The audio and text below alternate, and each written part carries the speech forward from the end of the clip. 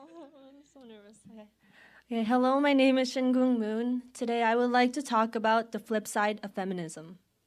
Okay, I'll be honest with you. Before I started this presentation, I didn't know much about feminism. But as I prepared this presentation, I realized I was heavily influenced by feminism. I used to think that I had to have a good career to prove my worth, and I thought that marriage and motherhood doesn't have so much value, at least not as my future career. When I Googled the definition of feminism, this is what came out. Feminism is the encouragement of women's right on the grounds of political, social, and economic equality of men. Sounds really good, right? Who would oppose this if this is really true? But is that what feminism is really about? Let's look at it. Unfortunately, feminism is actually about hating men, hating motherhood, supporting abortion, free sex, and divorce. Why would I say this? Because this is the reality of feminism. First, feminist only supports female leftists who promotes divorce, free sex, and men-hating culture. They have no interest to protect conservative and God-loving women's rights. Secondly, feminists always say that the women are oppressed and underprivileged compared to men. For example, when women get paid 77 cents, men get paid $1. This may sound unfair. However, looking at statistical evidence, there is no consideration of the length of working hours and the choice of work. It is obvious when two people work, the one who worked longer should get paid more. Statistically, men usually choose more dangerous work than women. Statistics shows that if 100 people die in a workplace, 93% are men and only 7% are women. When the Twin Tower collapsed, on September 11, 2001, the death tally of New York City's firefighters were 343 men and 0 women. If men work longer and do more dangerous jobs than women, they should get paid more. Thirdly, feminists target Judeo-Christian marriages and families, while never criticizing Islam and its oppression of women. In Islamic law, a woman must produce 4 male witnesses if she is raped, which is almost always impossible. Forced marriage with children is allowed, and beyond the 4 wives allowed by the Quran, Muslim men are permitted to have sex slaves when they conquered other nations. However, feminists hardly ever focus their attack on these oppressive Islamic nations and laws. After 60 years of feminist movement, now American women's plans for the future is only toward big and successful careers, without any consideration for motherhood and family. As a result, men are choosing not to get married, but rather enjoy free sex and cohabitation. In the end, women in America have become even unhappier. In conclusion, we have to know and identify the truth of feminism and say no to it. In the end, God's ideal of one man and one woman eternal marriage is the best way. That will be the end of my presentation. Thank you. Hello, everybody. Thank you so much. My name is Yeona Moon, and thank you so much I'm very grateful that I have this opportunity to speak about anti-feminism. I'm nervous. Yes, I can notice myself. I'm nervous. I'm nervous because I don't know I can beat my daughter. They gave us such a good presentation. I'm feeling nervous. So I need your encouragement. Today, as I coming to Sanctuary Church, I saw a lot of leaves are changing, and it's a beautiful time at Poconos. I love fall, especially in this reason. Okay, so let's talk about reflection on the flip side of feminism. This presentation is actually from the book Flip Side of Feminism. This book is actually written by Susan Vanker, and Phyllis Schlafly. Especially Phyllis Schlafly, she's an activist and she's a lawyer, and she's a great fighter and champion of against the feminist movement. For decades, she's been fighting against the feminism, and so I'm sure some of you actually recognize her name. Okay, so before I get into feminism, I have a small joke that I prepared, and I hope you like my joke. Okay, this is the most difficult part in my presentation. So there was one grandma, she went to a high school reunion party, and, she dressed up and she got a best bag, she could find in her closet, and she went to this high school reunion party. And she was so enthusiastic about it. And then when she came back from that party, she looked so depressed. So her husband, Grandpa, went over to her and, what is wrong, honey? What is wrong? And then the Grandpa told the Grandma, what, did your friend have a more expensive bag than you? And so she said, oh, no, it's okay. No, that's not it. Oh, so what is it? Did your friend had did your friend children got a higher paying job than ours? Is that why you're so depressed? I just no. So what is it? No, you can't possibly help me on this issue. So why? What is it? Do you really want to know? Yeah, I do. And she said, I'm the only one whose husband is still living. That's what she said. Okay, you don't need an interpretation on this, okay? Okay, I'll give you a moment to interpret. If somebody didn't get it, please, person next to the seat, explain to them, okay? Okay. You know what? Before I had a reason to tell about this joke, because if you laugh about this joke, you understand the phenomena in modern society. This joke is actually has a premise. The premise is every woman who's in marriage are in suffering. They are in pain. They actually secretly want their husband to die. And this is a really insidious feminist ideology is actually hidden in this joke. So if you deny, I'm not really influenced by feminism, no. And actually, you are laughing with this joke, you're actually admitting that we are all influenced by feminism, and we understand that dynamic. So before I get into the ideology of feminism, let's see the definition of feminism. What feminism is? I found it from Wikipedia.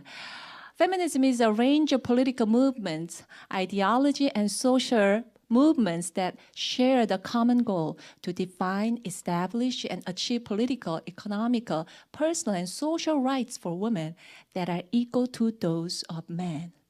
And it sounds, when I first read it, what is it saying? But I guess, what they're saying is we want to be equal to men. And feminists love the equal thing, right? Equal, right. And then that's what they want. And it sounds very nice. Oh, okay, I guess that's what they want to do, and that's what we think. And before we say more about feminism, I'd like to go brief history of feminism, because that's going to help us to understand what feminism is actually, what it's about. And feminism, some people doesn't agree with this three waves of feminism, but I think this is very easy way to explain feminism. So I'll go along with this structure. The first wave feminism started from 19th century suffragettes. So it was a women's voting right movement that happened. And so it started from 1880 1840s it started, and then the women's voting right nationally accepted 1920. So as you can see in the small picture, if you can, the women were very conservative ladies, women.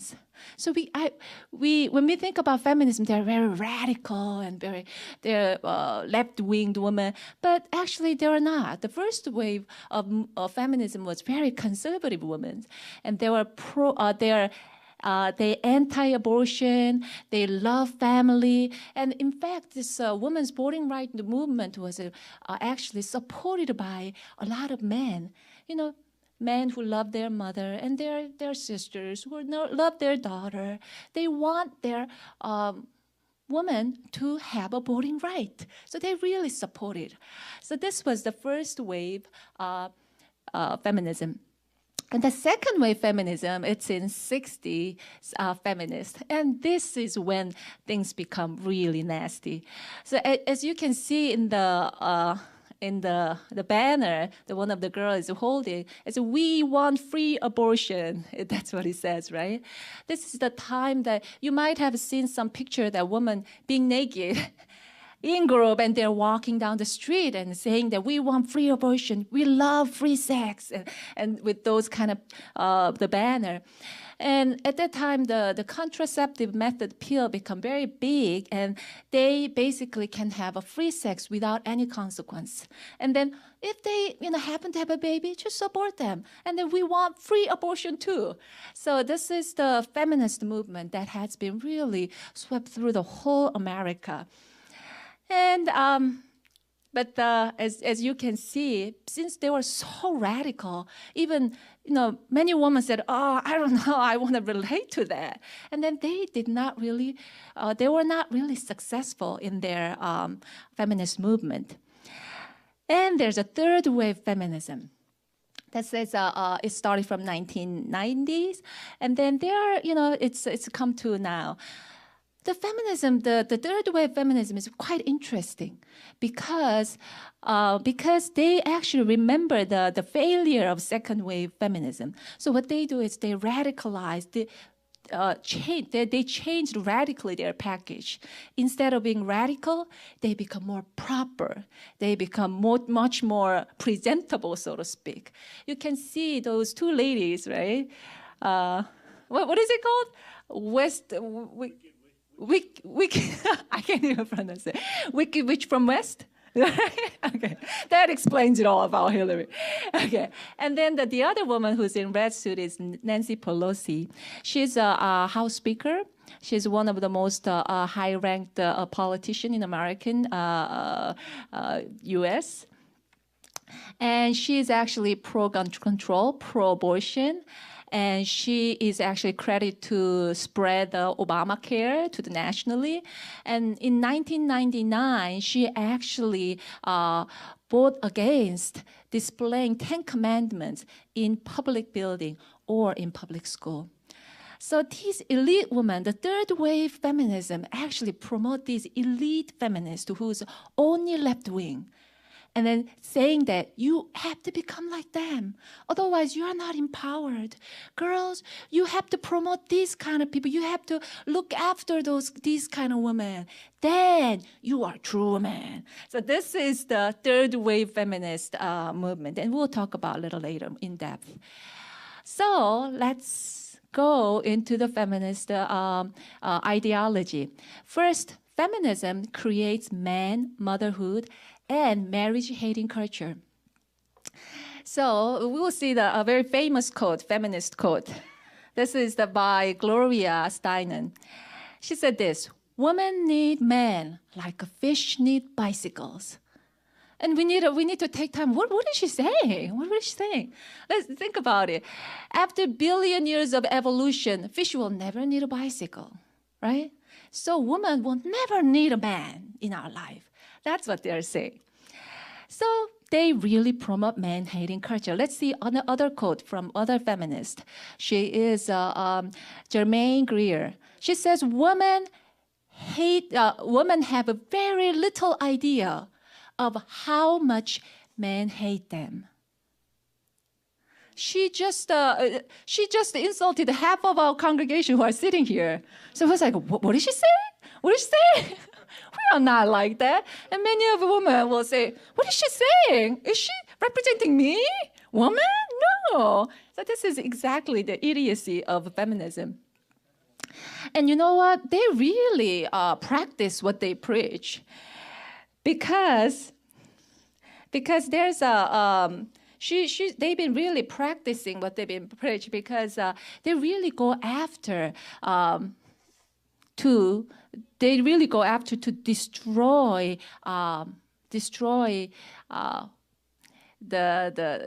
to establish man-hating culture. So we'll see the evidence why I say this. Title IX of Education Amendment of 1972, it prohibits the gender-based discrimination on college campus that receives federal fund. What this is saying is if there's a college campus sports, if it's proportionally, if the sports doesn't contain men and women's number same, 50-50, then they cannot grant the federal grant to that particular sports. That's what they're saying. And then actually, the law itself does not say this. Very, very ambiguously, it says that. But they've been pushing, by using that Title IX, they've been pushing this agenda, saying that it has to be 50-50, otherwise we'll close it down. So they've been successfully closed down. Listen to this number. This number is just outrageously big. They actually closed down, by using this Title IX, they closed down 467 wrestling programs. Yes. And then you can find the article, and even the wrestling program that produced the Olympian wrestlers, they've been closed down. And some of the wrestling programs were actually not even funded by federal grants, but they still go after and after until they close down the wrestling program. And then another thing is they actually closed down the Boston College football team after the National Women's Law Center actually filed a complaint against the Boston College football team, that they had to close it down. It had 91 years of history, but they had to close it down because they are going against this Title IX. See how insidious they are? They're very insidious they are. Because these sports, they actually produced very good and strong conservative men. That's why they target these sports. And no wonder, college admission, getting the rate of a man going to college is dropping. And there's an absolutely relation there. And second one is they really have a motherhood-hating culture. And you will see another quote from the very famous feminist. She's actually mother of a feminist, I would say. But it's interesting. She hated being mom, but she's become mother of feminists. Okay, we'll see. She says, strange new problems are being reported in growing generation of children whose mothers were always there, driving them around, helping them with their homework. The problem is an inability to endure pain or discipline or pursue any self-sustained goal of any sort, a devastating boredom with life. So this Betty Friedan, she's saying this. So when we read it, what is she saying? What she's saying is this. All the problems, all the youth problems in 60s were created by house mom. That's what she's saying. And we were like, what? We all know that statistics shows that all the problem in youth basically came from broken family, right? But she is saying, no, it's all created by those youth problems in 60s, 70s were created by house mom. And you know what? When we actually look at her life, she had 3 children and she was married and divorced.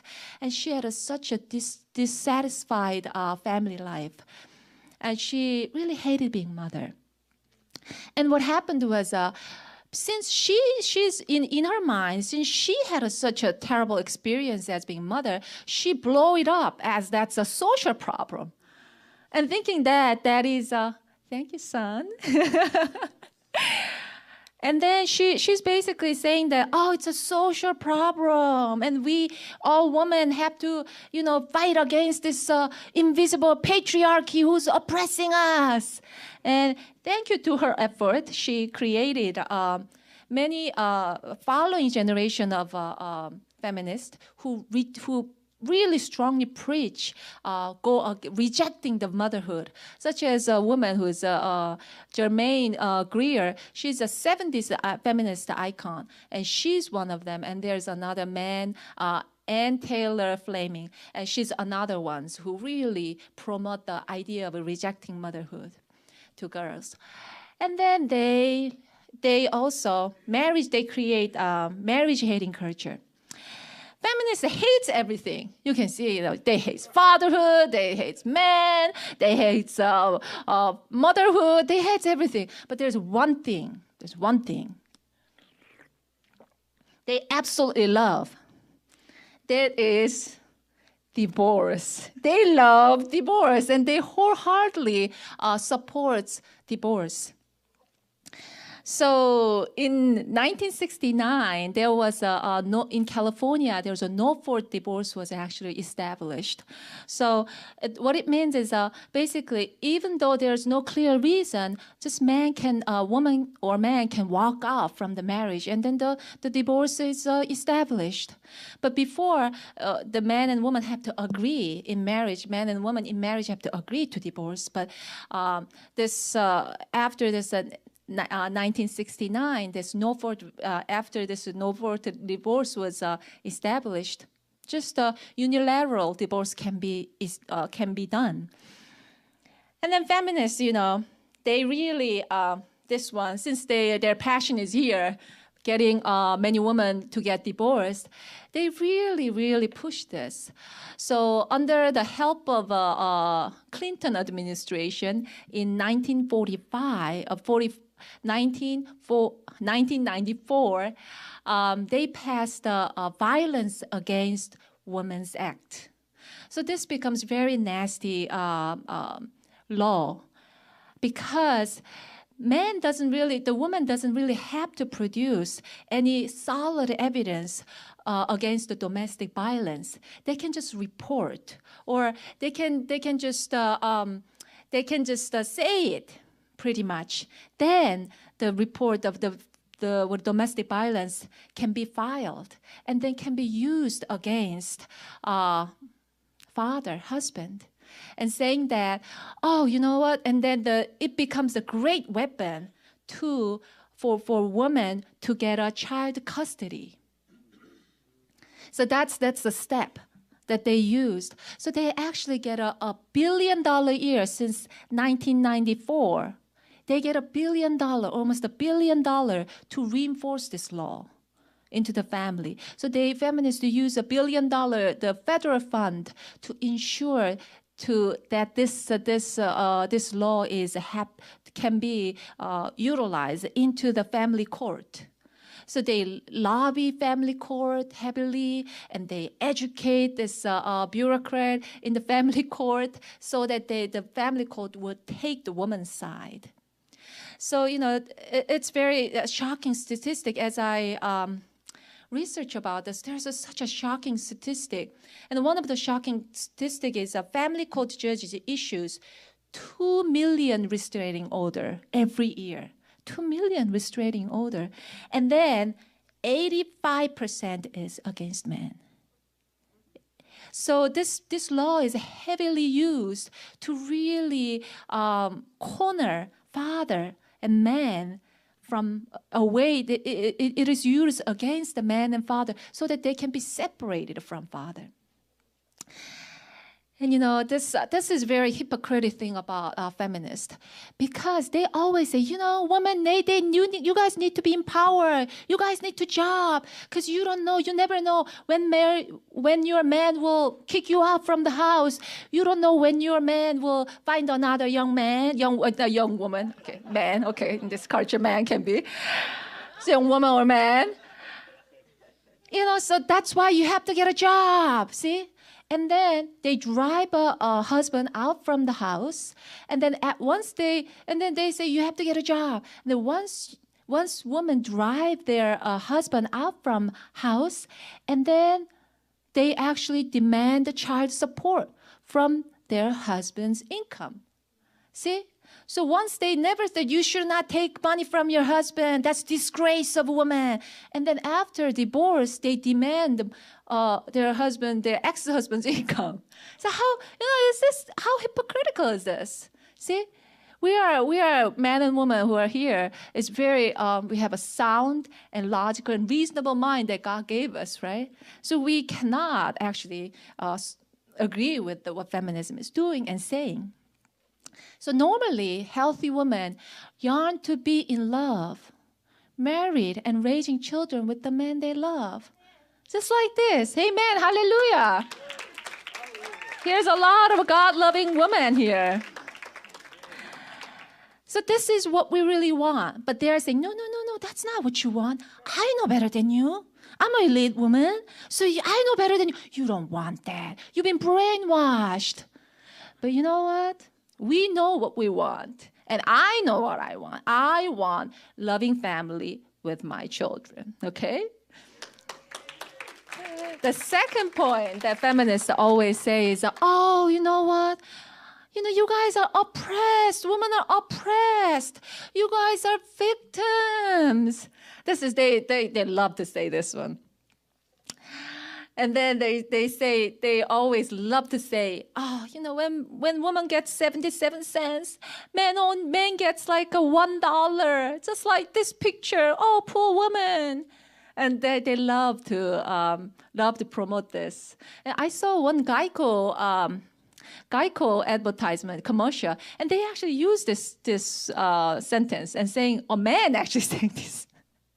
Oh goodness, they made a man say this. Oh, this is so unfair. Woman gets 77 cents when man gets $1. This is wrong. And actually, we get the man to say this. He got paid, definitely, right? We know that for sure. And actually, as I preparing this PowerPoint, my niece came along and she saw this picture, and I explained, this is what feminists say. And my niece said, oh my gosh, that is terrible. That is unfair. And feminists love to get this reaction from women. And they just love it. And we cannot be women. We cannot be this idiotic. We cannot be this brainless. We have to think about it. When the statistics come around, we have to think about it before we believe it. In the same kind of occupation, within same type of occupation, men and women get paid same. They get paid same if they work the same hour. You have to listen to me. If they work same hour. If men work longer than women, they should get paid more, right? Usually, statistics shows that men work a full-time job, which requires 34 hours. And then the women usually work 27 hours. So there's a real difference how long they work. And then according to the book, Dr. Warren Farwell, and Why Men Earn More in this book, it is because men works more hours per week, takes more hazardous job, work less desirable location under less pleasant working condition.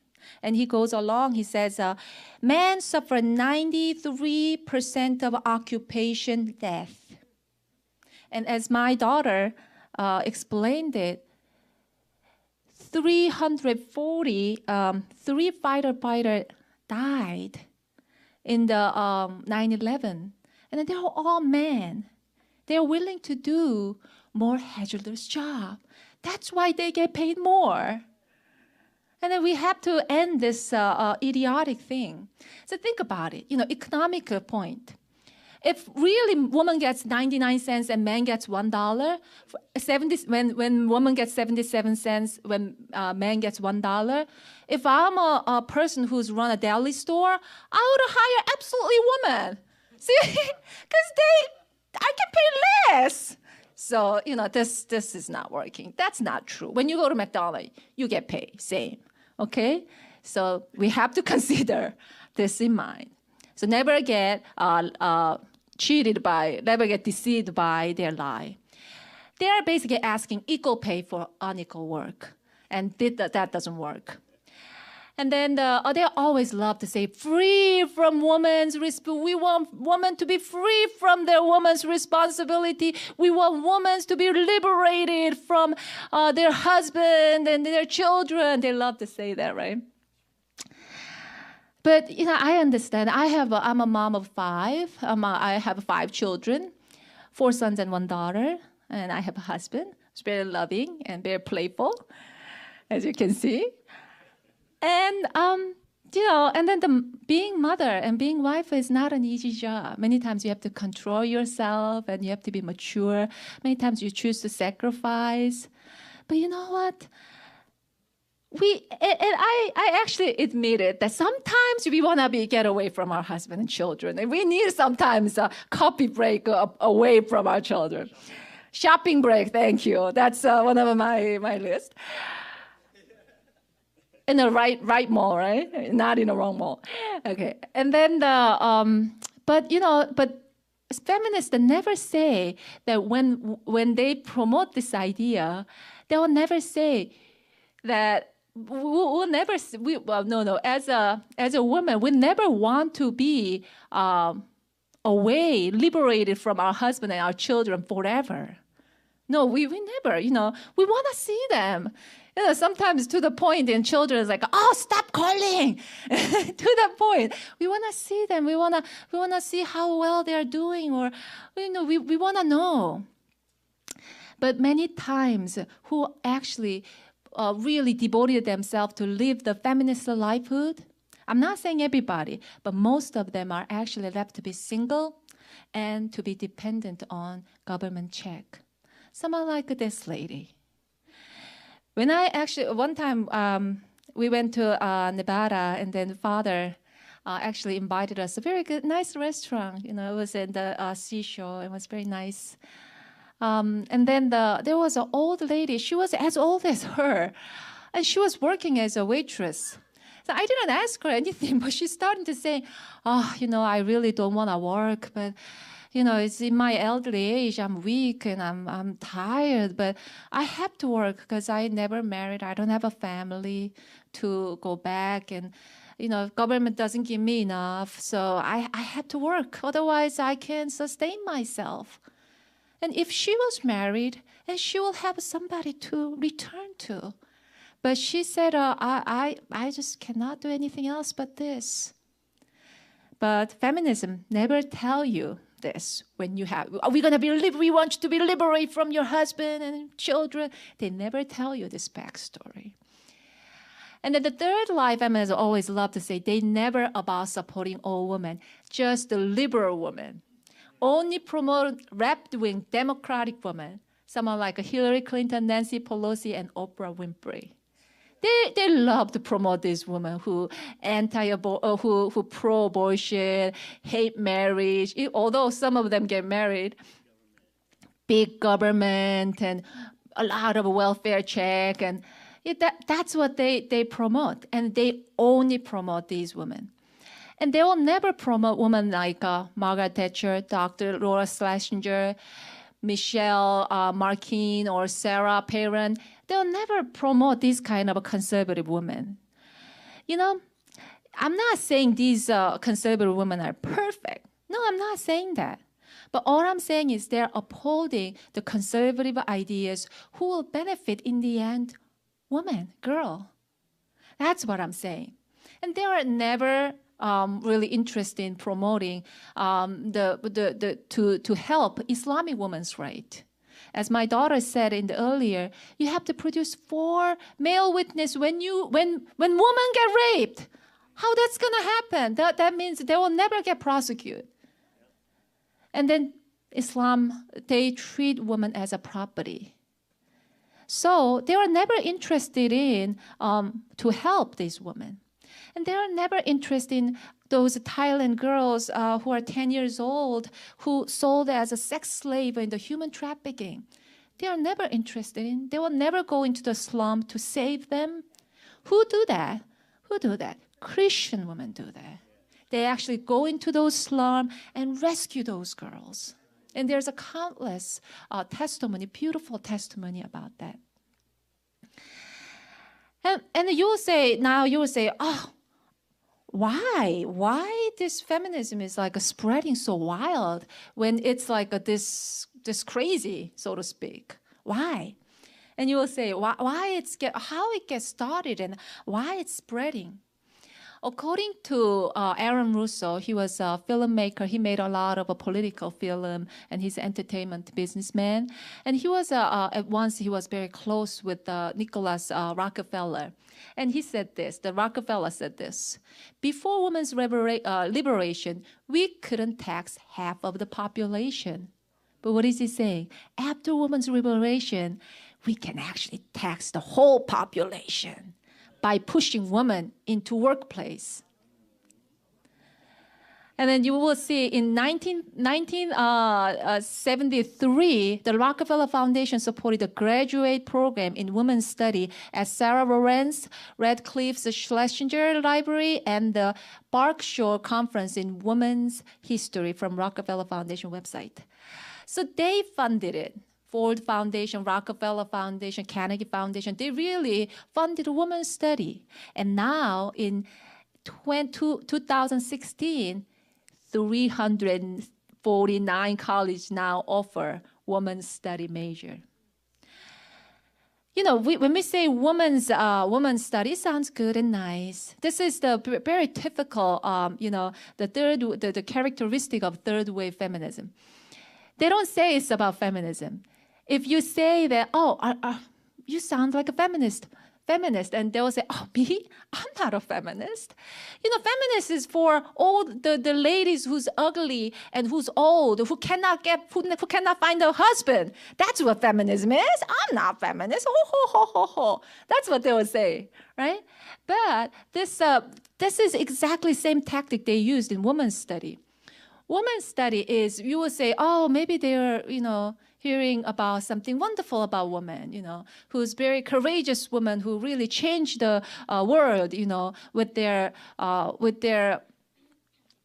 powerful mind or powerful whatever. But this women's study it's all about feminism.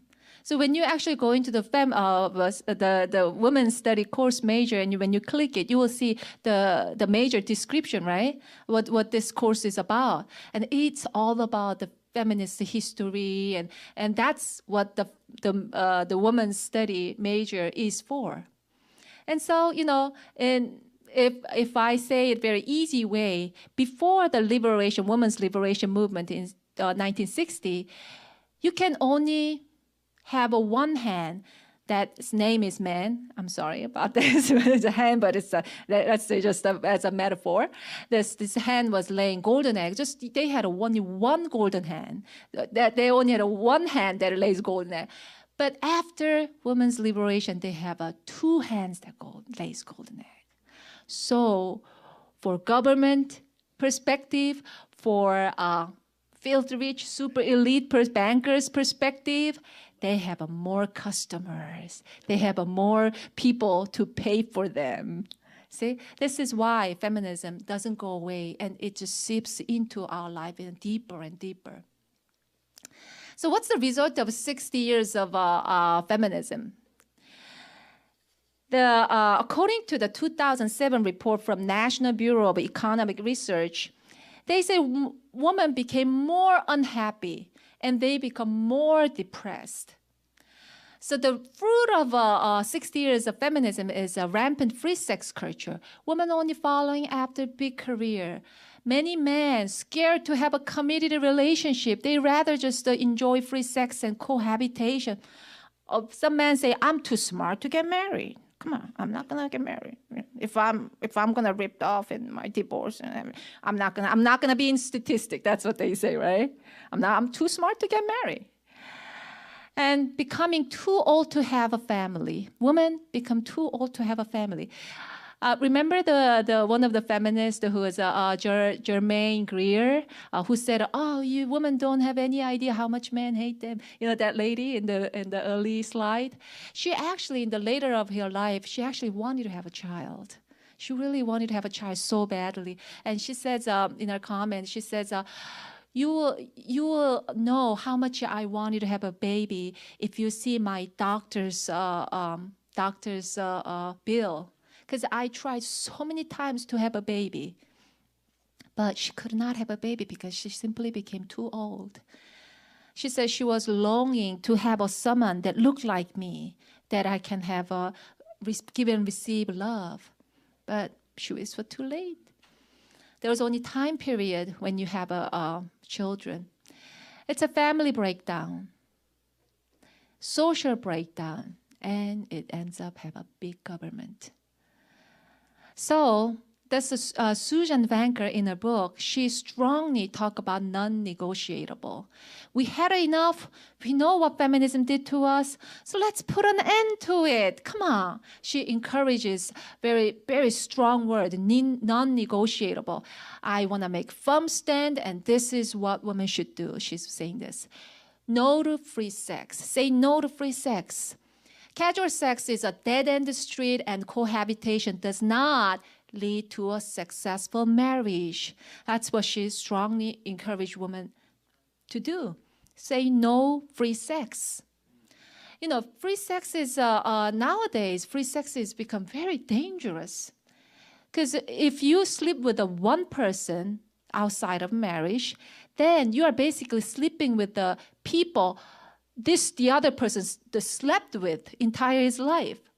Everyone, every single one. And then there's a funny joke.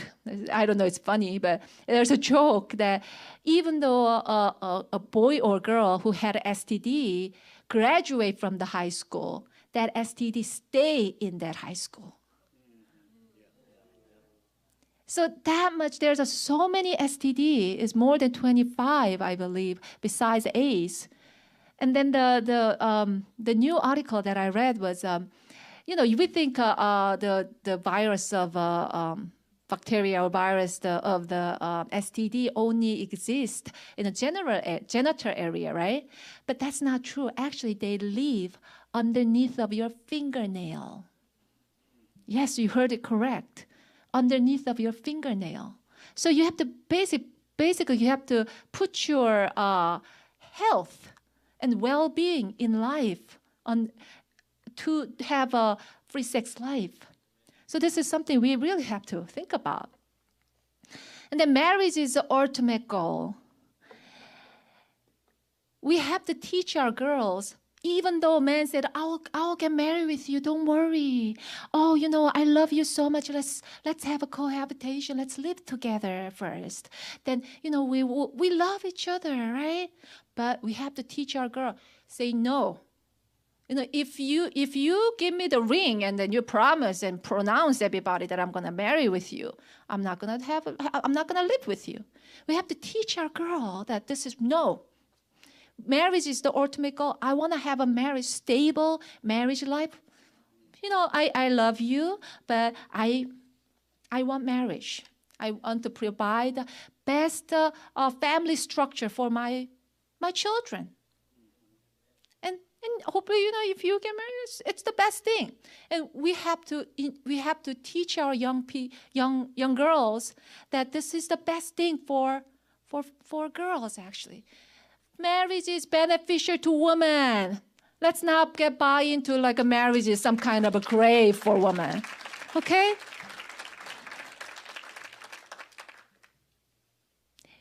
We think, you know, we actually learned what is love from Archangel.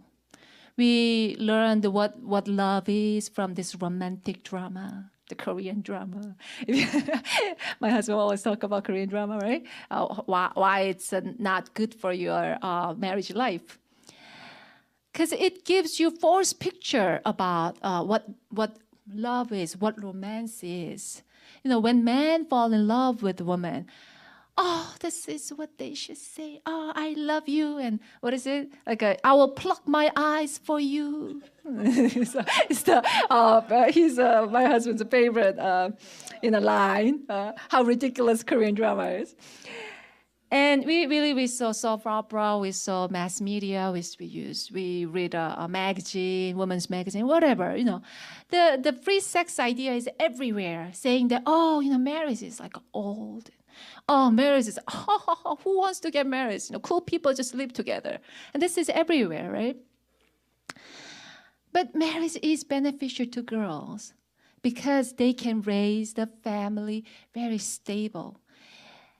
Think about it. When if this marriage covenant is not there, centered on God, then man can divorce, move on to my old wife, and next, new, young, and fresh woman. They can always say that, right? But because of the marriage covenant, woman does not just, have a value. His wife does not just have a value because she's young and beautiful. No, they went through hell together. They went through high hills and low time, the high time and low time. My wife, when I was really sick, when I had a cancer, my wife just, she went out and worked and she did everything for me. How can I not love this woman? And that's what marriage is about, the total commitment. And then, so that's why marriage is in the end, it's good for women. And we never, this is something that I'm very passionate about. I understand that I'm repeating on and on, but this is something that I'm very passionate about. I'm sorry about that if I'm repeating myself. And then, thank you. You guys are very encouraging. According to an article of a comparison of marriage relationship quality over time 2002, long-term cohabitation couple reported a lower relationship happiness and fairness than married couple. And we can really avoid this heartbreak from all this relationship when we actually commit ourselves to marriage. Fully recognize. The third one is fully recognizing that our children have needs. What kind of needs do they need? They want their parents to be, they want to be raised by their own parents and who are married to each other. They want that. You will see, thank you. You will see this very heartbreaking picture. Look at that little girl. This picture was taken Iraqi orphanage. And that little girl, she actually never seen her mother or father. So she was raised in orphanage, and one day she wants to draw her mom on the ground so that she can sleep with her. Many people say, oh, daycare is good. You get socialized from daycare, and then the children need to be socialized into early age so that they can be developed, whatever.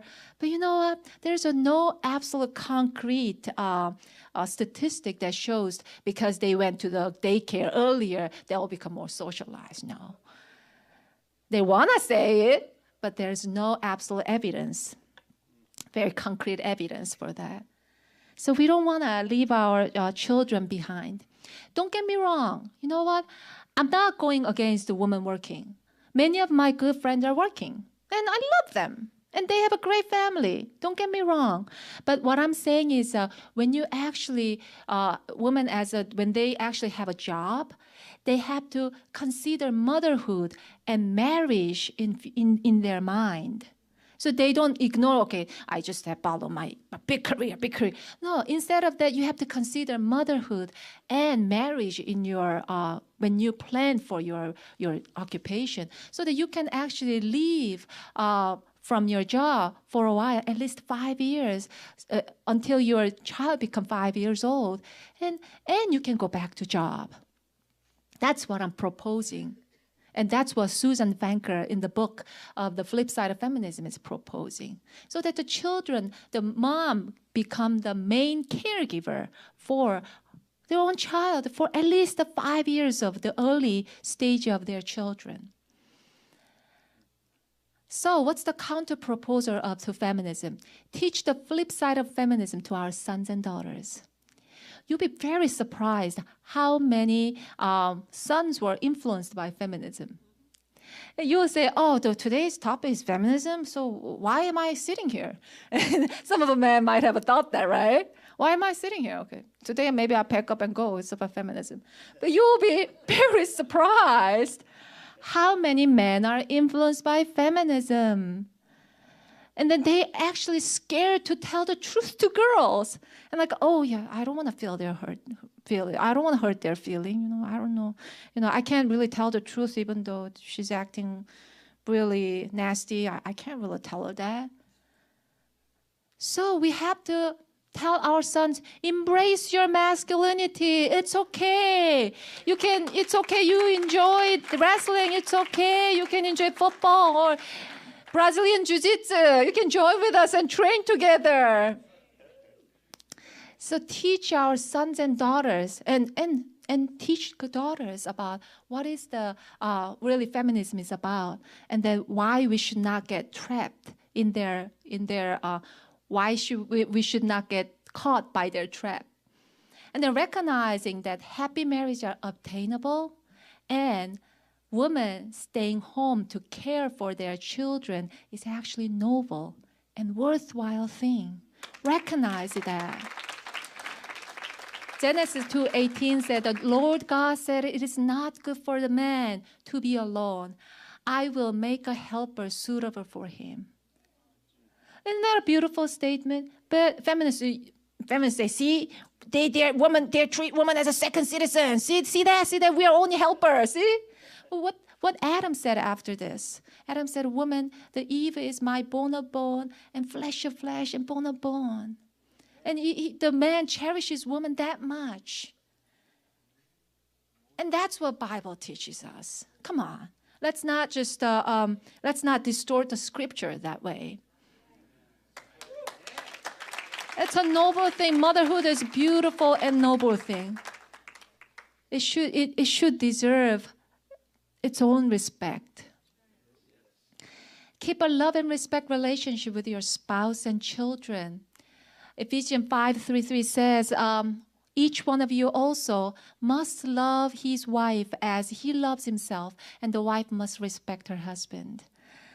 After I had this lecture, and then one girl came to me, and then she said, so I struggled with about respect. So even though I don't like something about my husband, should I just grin and bear, and I should not say anything and just respect it? But Hyungjin said this, Pastor Moon said this many times in the sermon. We have to confront the problem with the respect, right? The nagging and screaming, and you can do all you want, but that does not change man. If you are really interested in changing your man, you have to confront the problem with the respect. And one of the way I do is make an appointment and write it down, and then limit the time 30 minutes. And that usually works for me. And if there's other method that it worked to you, please let me know. Okay? Yeah. Let's share knowledge, okay? So this is conclusion. Women need to realize that feminism is a deeply destructive force in our society.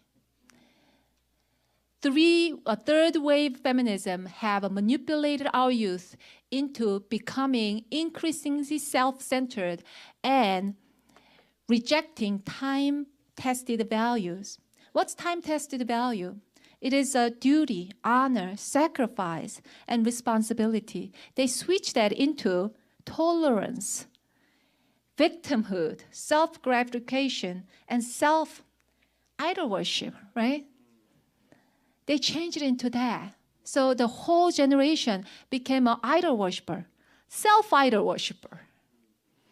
And I really think this third wave feminism have really contributed to that to happen.